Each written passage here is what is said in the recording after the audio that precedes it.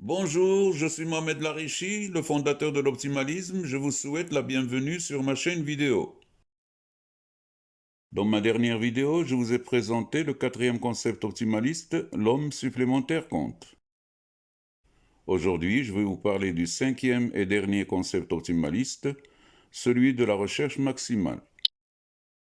Pour maximiser le BE, autrement dit pour minimiser l'érosion du capital BE, il est nécessaire que le progrès soit maximal, et donc que la recherche qui le produit le soit aussi. Pour cela, elle doit être optimalement conçue sur tous les plans. Domaine de recherche retenu, sujet de recherche choisi dans chaque domaine, ordonnancement et logistique liés à chacun de ces sujets, etc. Elle doit être optimalement conçue car, comme je le rappelle dans le corollaire du principe du progrès vital, c'est toujours par manque de progrès que l'homme meurt et que l'humanité s'éteindra.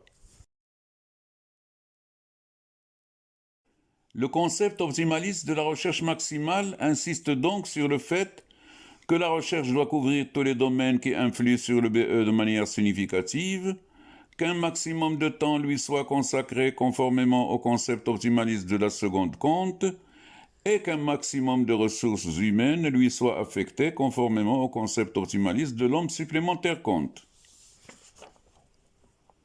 C'est ce que l'optimalisme consigne dans les principes optimalistes suivants. Le principe de la recherche maximale qui dit la recherche maximale est nécessaire au progrès maximal, et le principe de tous chercheurs qui dit tous chercheurs est pour la vie, pour mieux servir le progrès de l'humanité. En effet, l'optimalisme considère que dans tout mode de développement, tout homme à tout âge est apte à participer à la recherche dans la limite de ses moyens et dans le cadre de l'activité à laquelle il est affecté. Mais si tout le monde a une formation de chercheur, qui gérera l'activité des postes de travail si ce n'est ces mêmes chercheurs? D'où la nécessité que tout homme ait le double profil de gestionnaire-chercheur. De plus, pour être capable d'assurer à la fois les fonctions de chercheur et de gestionnaire dans n'importe quel poste de travail, il est indispensable qu'il ait une formation théorique et pratique variée. D'où la nécessité d'avoir le profil de gestionnaire-chercheur polyvalent, ce que je résume dans ce principe optimaliste, principe de tout gestionnaire-chercheur polyvalent. Le profil ultime de formation de tout homme doit être celui de gestionnaire-chercheur polyvalent, le BE en dépend. Et dire qu'aujourd'hui encore, des hommes compétents, qu'ils soient débutants ou expérimentés, comme les jeunes diplômés ou les seniors, sont exclus de l'activité humaine par le chômage, la retraite ou la mise au placard.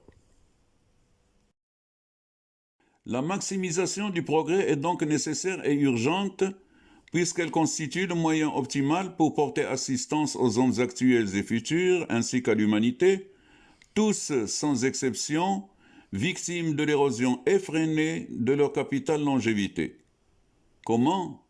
En adoptant au plus vite un mode de développement performant, tel que celui que je propose, le mode de développement optimal. Que peut-on dire de plus sur le concept de la recherche maximale? L'homme est destiné à être à la fois un éternel chercheur et un sujet de recherche depuis sa naissance jusqu'à sa mort. L'homme est destiné à être un éternel secouriste. Le progrès qu'il contribuera à produire par sa participation à la recherche reportera la mort des hommes et l'extinction de l'humanité. Et puis, même si on réussissait à former et à affecter optimalement à la recherche toutes les ressources humaines, dans la limite de l'effectif optimal de la population mondiale, l'aide accrue de robots de plus en plus humanisés par l'intelligence artificielle resterait vitale, tellement est infini le nombre de sujets de recherche. Bien évidemment, il y aurait encore beaucoup à dire sur le sujet, mais je vais arrêter là cette brève présentation du dernier des 5 concepts optimalistes. La prochaine fois, je vous parlerai de développement et de mode de développement. Alors à bientôt, et surtout n'oubliez pas de consulter mon site www.optimalisme.eu. Vive l'humanité, vive l'optimalisme.